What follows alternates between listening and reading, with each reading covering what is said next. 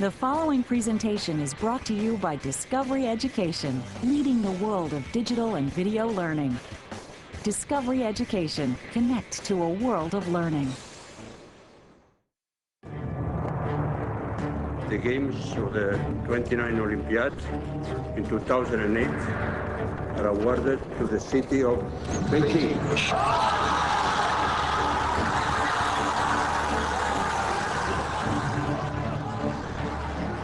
The Chinese capital hasn't seen anything like this since June 1989. But this time, people aren't opposing their government, they're celebrating a victory.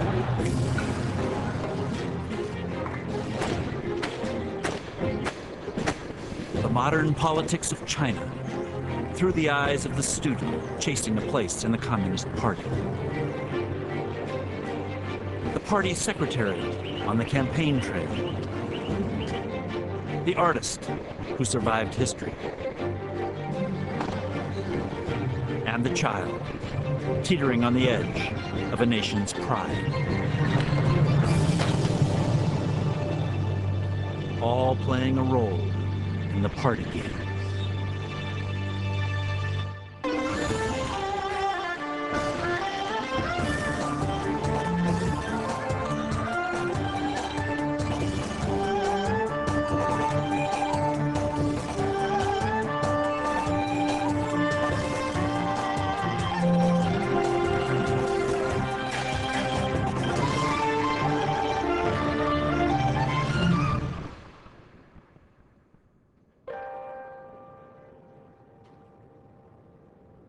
These are words that were so nearly lost.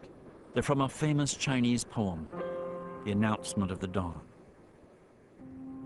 I have trembled the dew to get here. I have followed the glimmer of the last star. I shall bring light for the world. I shall bring warmth for mankind. Ask them to welcome me, the messenger of light, the herald of the day. Another day dawns for the workers at the most important building site in China. In their faces, you can see the glimmer of too many false dawns. On their shoulders, the burden of too many isms. They live in a country that, at least from the 1900s, has yearned to awaken modern, democratic, and free. They have dealt with feudalism, colonialism, imperialism, and now struggle to build something that the world has never seen before.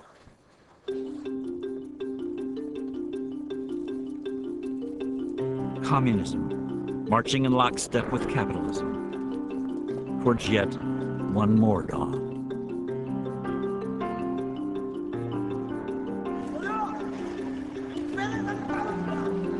They're building the Olympic Stadium, the emporium for China's coming out party in 2008.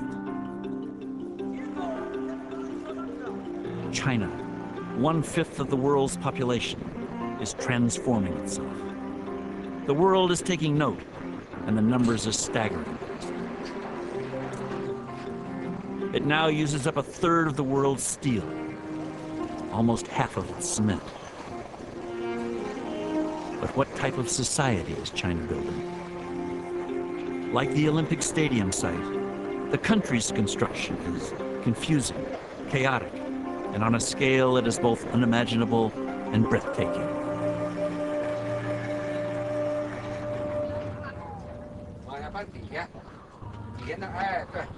This bus greets the dawn 6 days a week. Training starts at 6:15.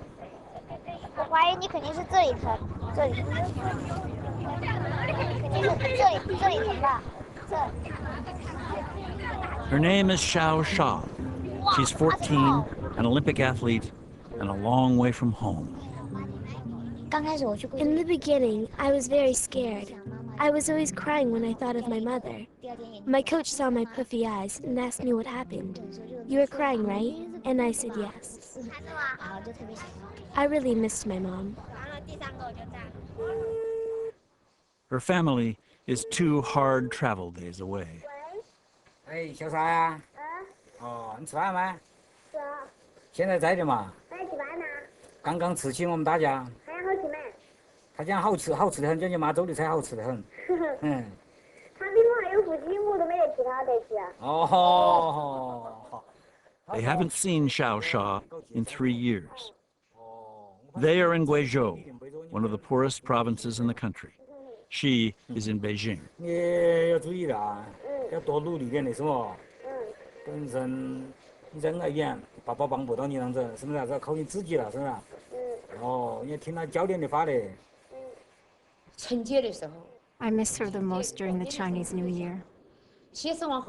Other times, of course I miss her, but that's the worst time. When I saw her last, of course I was very happy, but also sad, and kept rubbing her hand.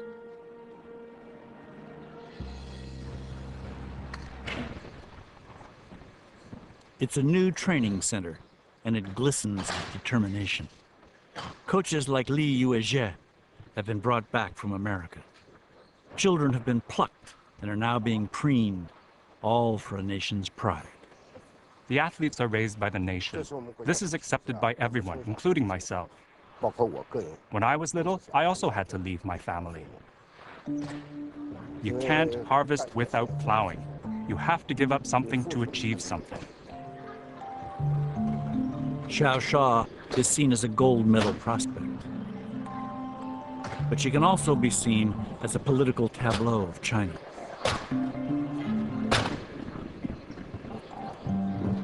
Great leaps made with the knowledge that the slightest misstep could bring disaster.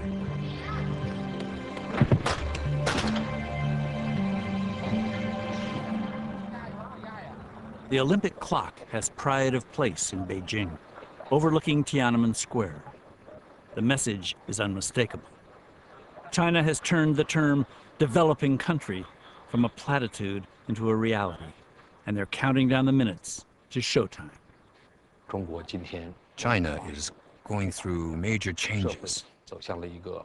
It has finally come to a level field where it can have a dialogue with other nations and other cultures and compete with them. He knows more than most how far China has come. Ai Weiwei is a leading modern artist, the sort so little understood in any country. He integrates a ruined temple's beam into a modern table to show how destruction can bring new meaning.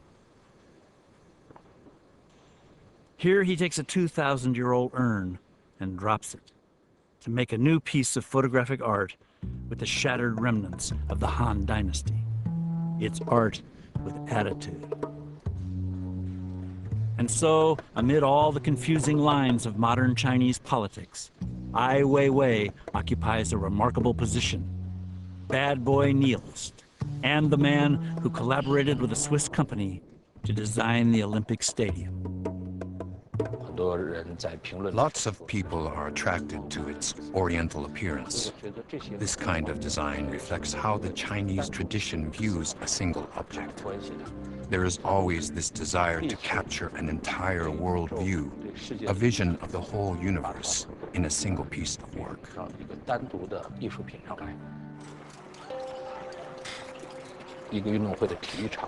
So, actually, this stadium is more than just a stadium. It reflects the ambitions of our time, the dreams of our time. They may fail, they may disappoint. They still say a lot about China at this moment, its hopes, and how it would like the world to see it. But hope is a difficult thing to clad onto a building or build into a nation. The famous poet I Ching wrote of hope that it was dream's friend, illusion's sister. For many in China, the good life is still illusory. These women in Guizhou washing vegetable roots are a political reality. China's new wealth rests in the cities, but 3/4 of the people toil in the countryside.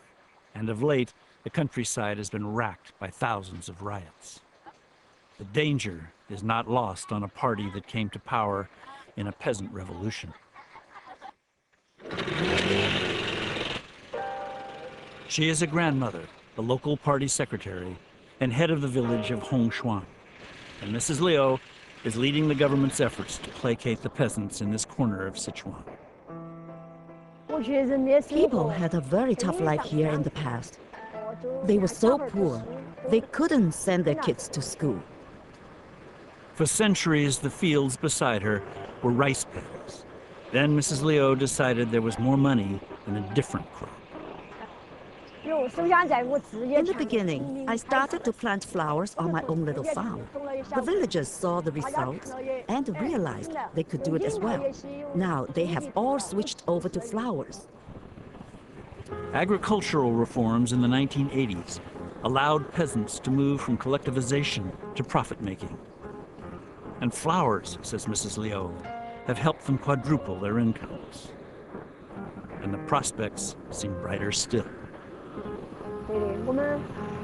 We've already signed one contract with the Olympic organization to supply flowers for the Games. China's glory will also be our glory. I feel proud and satisfied. I have done what I'm supposed to do. This is her latest achievement, the paved road that replaced the dirt track.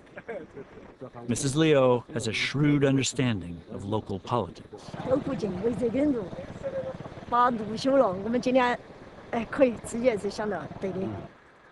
Tomorrow, the villagers get to take part in one of the communist government's experiments with democracy.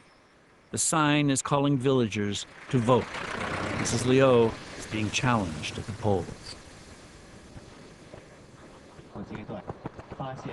At the Beijing Technology Expo, there's another Olympic connection that offers a revealing glimpse of China's politics. Among the exhibitors is a company trying to get a contract to deliver high-tech Olympic tickets. They will be issued from machines dotted around the city like ATMs. Our company is trying to come up with a system which will print the tickets for the Olympic Games with more interesting designs to increase their commemorative value as souvenirs. Lu Yunfei is the brains behind the technology. He wants visitors to go home with their picture on an Olympic ticket. And, he hopes, a different picture of China. A lot of people don't know what China is really like now. They still have images of the Chinese with pigtails, like in the early 20th century, and think of China as a poor, rural backwater place.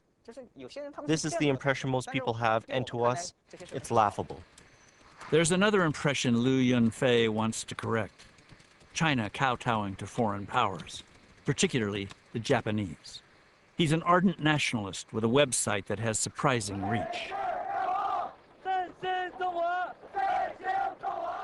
He's organized dozens of anti-Japanese demonstrations in recent years that give voice to historical grievance and modern resentment, but also reveal a rise in nationalist fervor. So people think we're an anti-Japanese website, but we're more than just that. Our website is concerned about safeguarding the interests of our nation and the people. As far as I'm concerned, patriotism is about loving this country. Bonjour. 是法语，意大利语是 buongiorno. Students at Beijing University gather for an Olympic volunteers training session. Foreign students are taking them through some of the basics of Western decorum. 我觉得这个吃饭的，还有各种各样的东西，有不能有声音，不能打嗝，也不能放屁啊这些。 Guo Han, 18, is a first-year law student. I'm very excited about the 2008 Olympics because lots of people will come to China and see for themselves how we're changing and developing.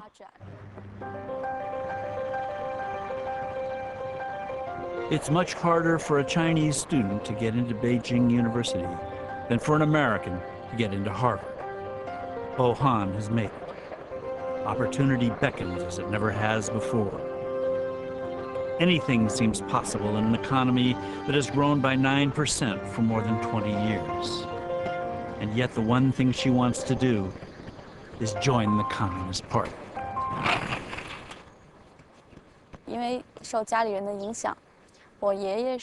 I was influenced by my family. My grandfather tried hard to join the party but failed. My father was only recently accepted. I want to join to bring fresh blood to the party and to enrich my own life experience.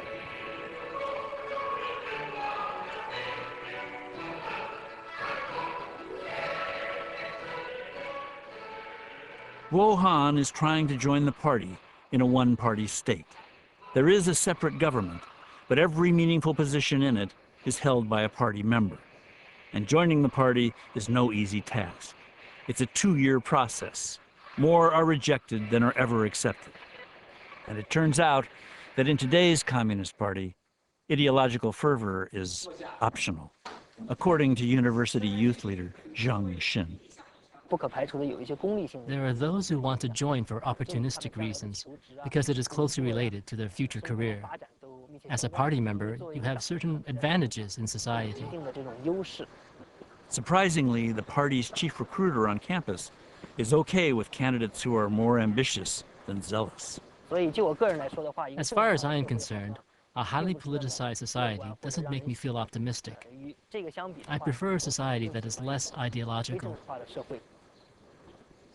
The signs of change are everywhere. At Beijing University, these billboards were once festooned with political posters. Today, the clarion call is for something quite different. Master's programs in business administration. It's all part of the blurring pace of change. China has developed a new confidence, and the swagger, though slight, is nonetheless detectable in Guo Han's generation. Right now, our immediate goal is to increase our economic power, to become prosperous and powerful. Economic growth doesn't have to be guided by any isms.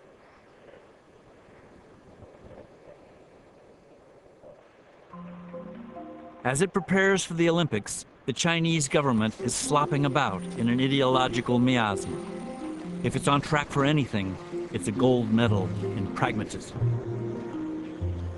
They have an abiding belief in one great political maxim of Western politics. It's the economy, stupid. The Communist Party faces colossal problems of legitimacy as it creates a capitalist theme park. And they're desperately hoping that there isn't a problem that can't be paved over by a bustling economy.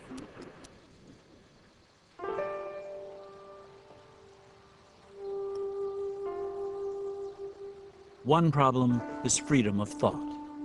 And there the artist and critic, Ai Weiwei, believes the government is moving, slowly and deliberately, in the right direction. Today in China, there is an opportunity to avoid going back to the dark days. But it all depends on us and our understanding of what exactly we went through. I personally experienced some of the hardship China was going through. A national convulsion unleashed by Mao and seen through the eyes of a 9-year-old boy. What I saw every day was a lot of hatred and anger. Craziness and chaos were the main ingredients of my childhood. The Cultural Revolution of the mid-60s was a crusade against bourgeois thinking in the nation and Mao's enemies in the party. It was mammoth and would swallow innocent victims by the millions. Ai Weiwei would be almost 20 before he was released from its grip. His father, Ai Qing, was the poet laureate of the Communist Revolution, but even he fell victim to the Cultural Revolution, and with his wife, Gao Ying, and their 3 children, was banished to Xinjiang, a bleak land beyond the Gobi Desert. We didn't live in a house. We lived in a hole in the ground, in a kind of bomb shelter. The greatest poet of his age had his books burned, was banned from publishing, and was put to work cleaning latrines used by 200 soldiers. There was a large pit. He had to take all the shit and urine and move it out of the pit. In the summer, it was very hot and it was foul-smelling. The winter in Xinjiang is freezing. Ai Ching had to use large steel rods to break up the waste and move it out.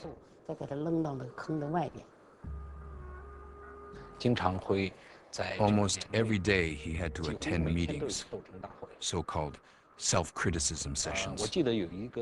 I remember one night, it was very late. He was called away to one of these meetings, so I was left at home alone and I was very scared. When my father came back and entered the door, I was horrified because I saw this man all black, pitch black. Then he told me that the Red Guards had dumped a whole bucket of ink over his head, so he turned all black.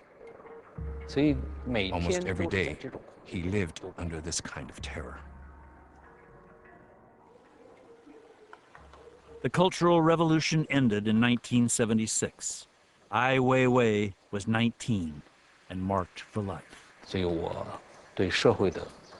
I was angry and restless. I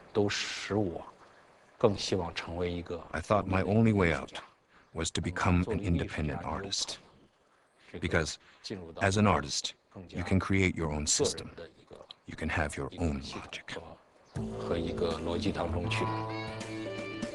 By 1980, his work was being frowned upon by the authorities. He took off for New York. He stayed for 13 years and returned emboldened. This experience had a big impact on whatever projects I got involved in later, including collaborating on this Olympic stadium. Whatever I do, I always bear in mind that I'm a free individual. I have the right, the ability to choose.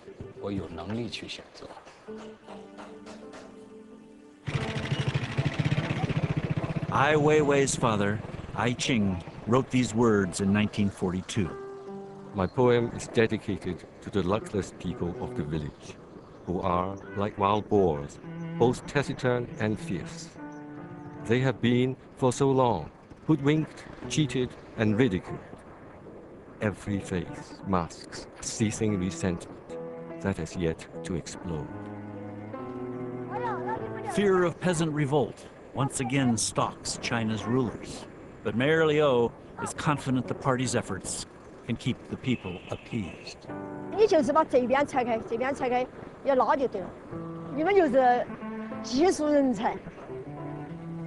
Nowadays, democracy is what ordinary people want.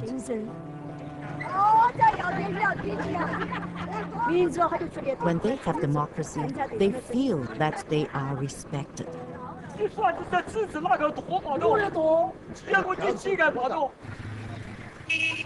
There have been elections in Hongzhuan since 1988. They're held every 3 years. Tomorrow, there's a wrinkle, though. The neighboring village has been brought into the electoral district. It's the power base for Mrs. Liu's challenger, 51-year-old garlic grower Zhang Lunqiang.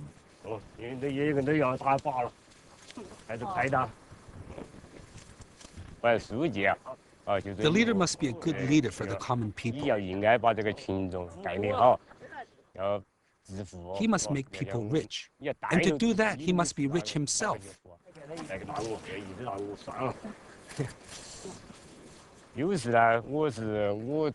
I always think that the way I can compete with Mrs. Liu is that I'm a man and she's a woman.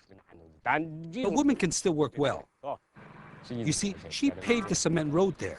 A cement road is much better than a dirt one. It's quite clear. Right now, the road here is a dirt road. We all admire Mayor Liu.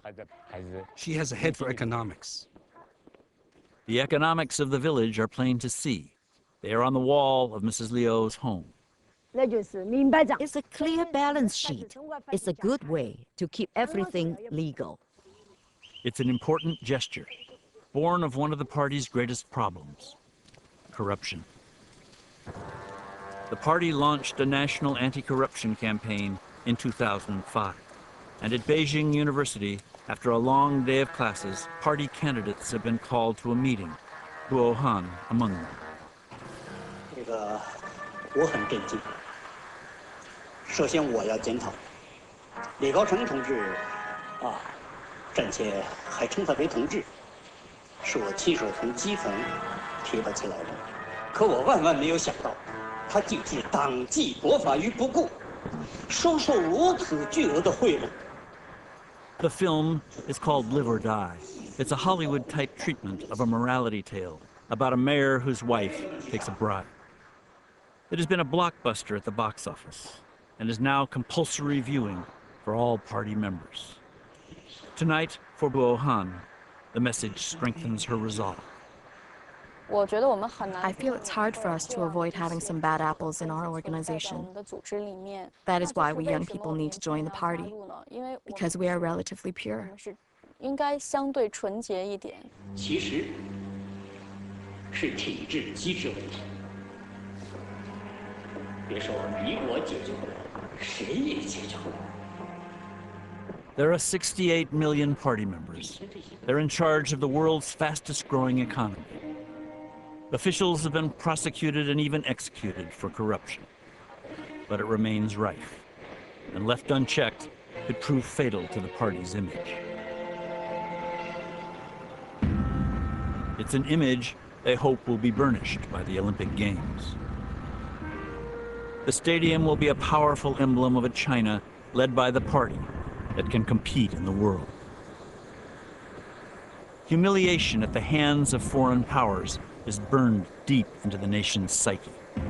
In the last century, almost every major power invaded and plundered, and they're all remembered. The most searing memory, Japan's invasion, the 1937 rape of Nanking, the mass graves, the killing of 300,000, the sheer, wanton barbarism. And now, an opportunity to remind people that the party brought them from there to here. 错了，手关下来，那个亚红，手关过来，过来，手在这边，走，3、4，走，1，放松，3，大大哈。因为受的教育不一样嘛，我们国家就是老师说什么。 The way our education is conducted, the students do what the teachers tell them to do. Not like other countries where students can argue with their teachers and parents. This rarely happens in China. 哈，呼吸，1、2、3、4、5、6、7，走，2、2、3，反应慢了，哈，完了，再来，消杀，你直接走往那边走还搞不清楚吧？要每个人要讲一遍才走。 Sometimes training is very tiring, and there were times when my training was going nowhere. Also, I don't know why, but every day I was performing especially bad, and my coach was scolding me.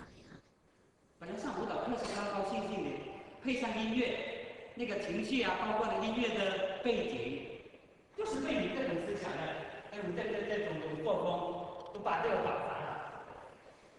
你说这个能练成什么呢？练舞蹈是练什么？我问你们。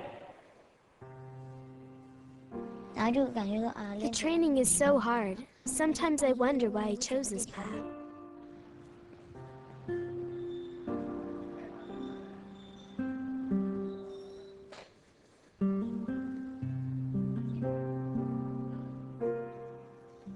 It's useless to bring this up to my family. They say there is no other way. Once, I went home for the Chinese New Year. I said, "Mom, I don't want to train anymore. It's so tiring." She didn't say anything. I've spent so much time training, it's impossible to give up now. And if I quit, I wouldn't be able to catch up in school. So I can only rely on myself and keep training hard.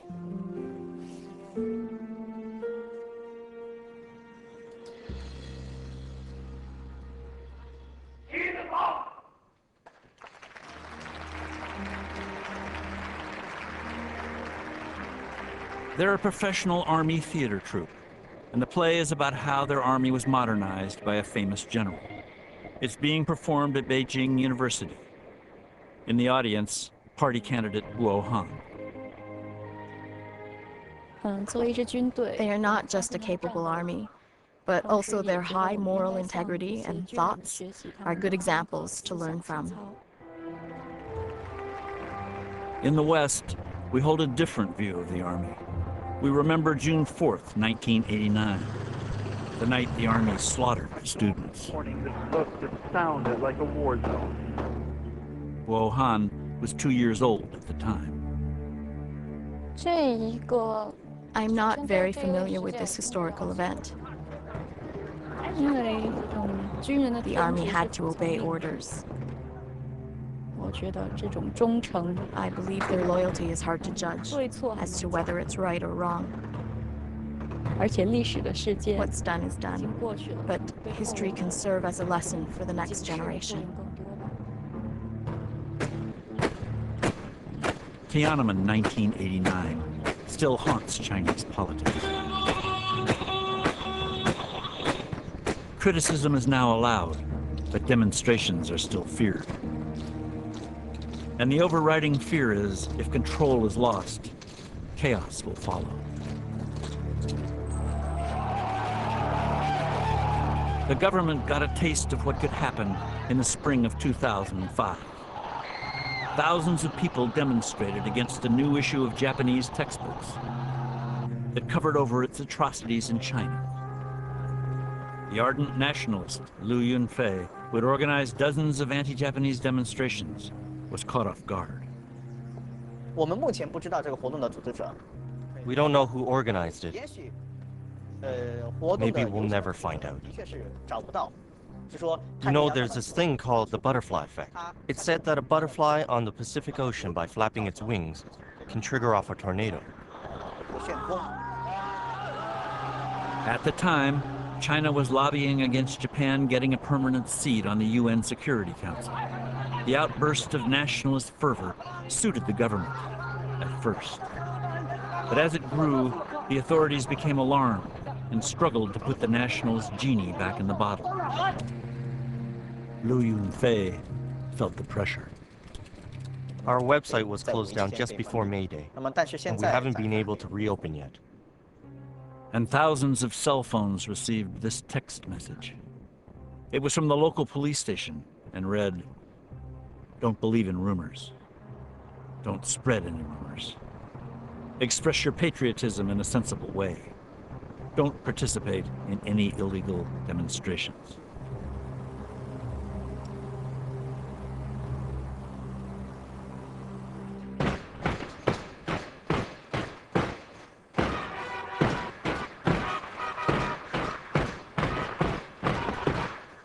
It's election day in Hongzhuan. The villagers are gathered in the schoolyard. The flag is unfurled. The regional party brass are on hand. Within the hour, Mrs. Liu will know if her flower power has withstood the challenge from Mr. Zhang, the garlic grower. I want to win. You know why? Other people recommended my candidacy. So if I lose, I'll lose face. It won't look good. Everybody has high expectations for this election. For me, this is a very important day. I am, after all, the head of the ordinary people.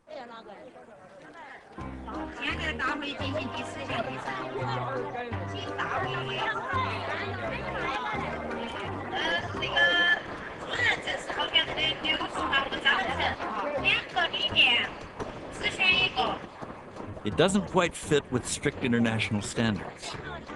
There's too much discussion, and no one takes advantage of the private booth.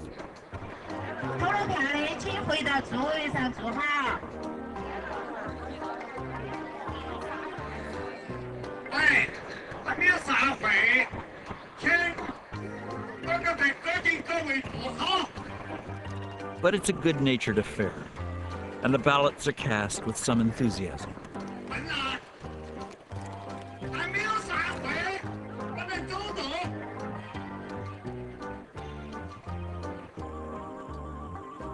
The counting is open for all to see. Across the country, not all village elections have gone as well as here. Sometimes there is corruption. Sometimes the voters resort to clan loyalties, and there have been riots. But this is also the first generation of Chinese peasants to get to vote on anything.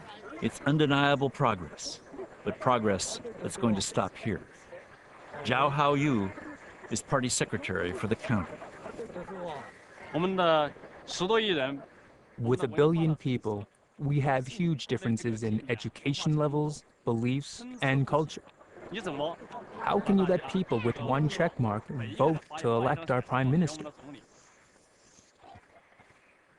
There's another reason why democracy will stop at the village gate. The Chinese have studied why the communist parties of the Eastern Bloc fell from power and concluded that the political reform outpaced economic progress. So people got the right to complain, but not the wherewithal to improve their lot. So they voted out the communists. The Chinese party is determined not to make the same mistake. For this election method to progress further, it has to go hand in hand with economic reform.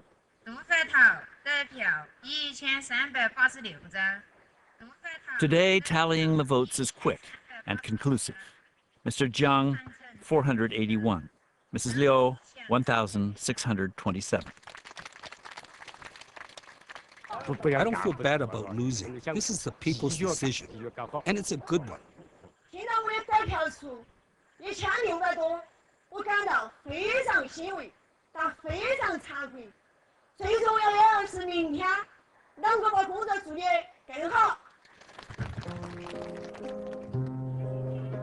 The government has taken other measures to ease the load on the peasants. They've just abolished agricultural taxes. As for the elections, it remains to be seen if they are a sop or a seed. It's all a difficult balancing act, and it's by no means clear that the party can hold it all together, or indeed, if it's altogether sure where it's going.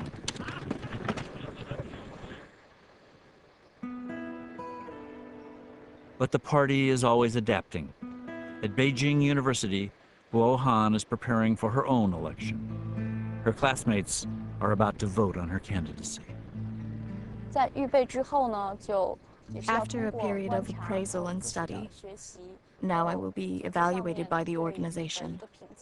They will decide if I can be formally accepted.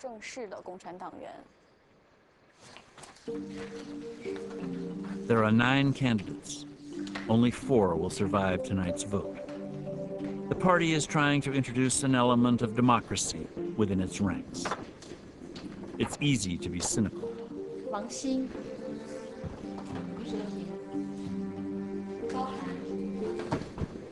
But it is perhaps more interesting to wonder if this is the party scratching at something new, and to wonder where it could all end up.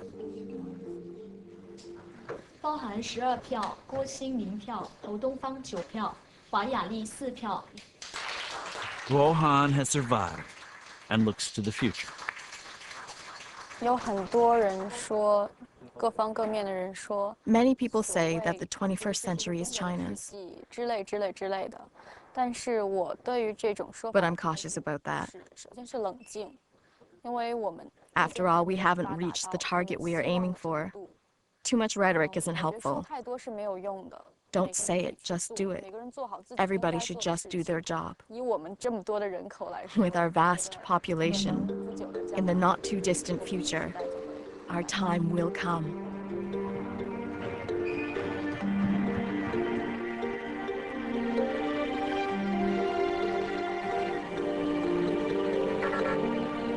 They have traveled 7 hours by bus through a biblical landscape that's finally showing signs of progress. Xiao Sha has come for a provincial competition. Guiyang City is as close as she's ever likely to get to her hometown.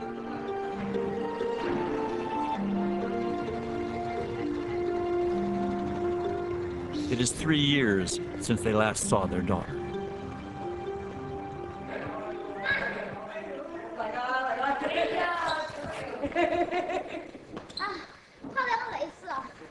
背湿了。哎呦，好乖哟。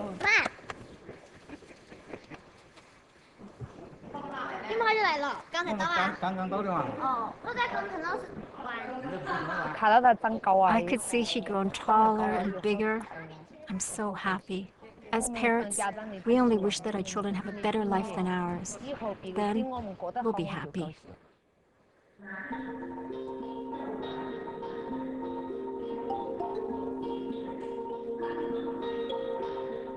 他在国家吗？ The national team looks after her very well, 家里面好。 which gives our family peace of mind. 但是自己嘛还是知道的，就是说 I'm aware of what I have now, and I appreciate it. I won't give up easily. 不可能那么轻易的就会放弃。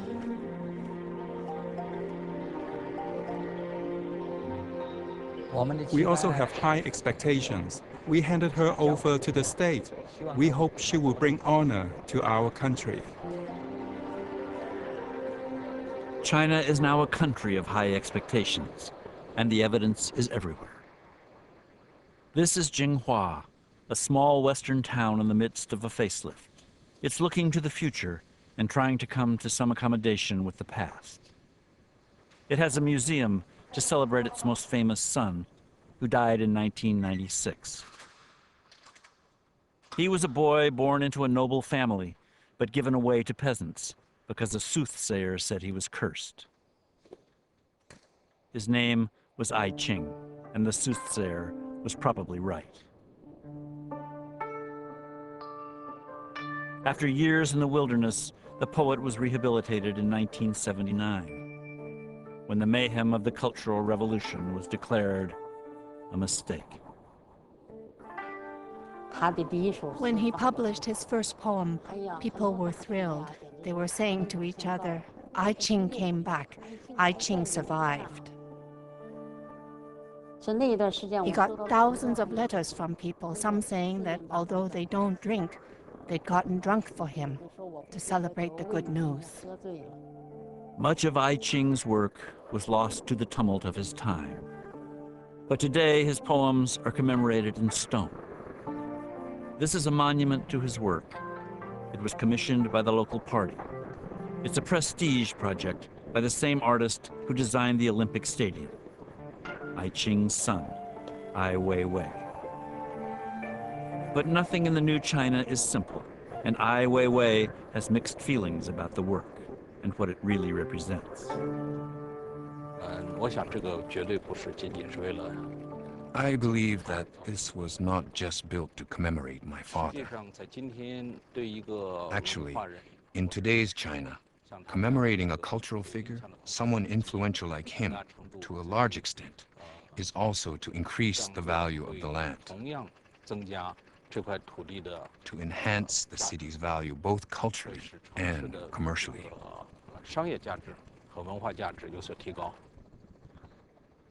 Clearly, China still has a long way to go, but here is a measure of its progress.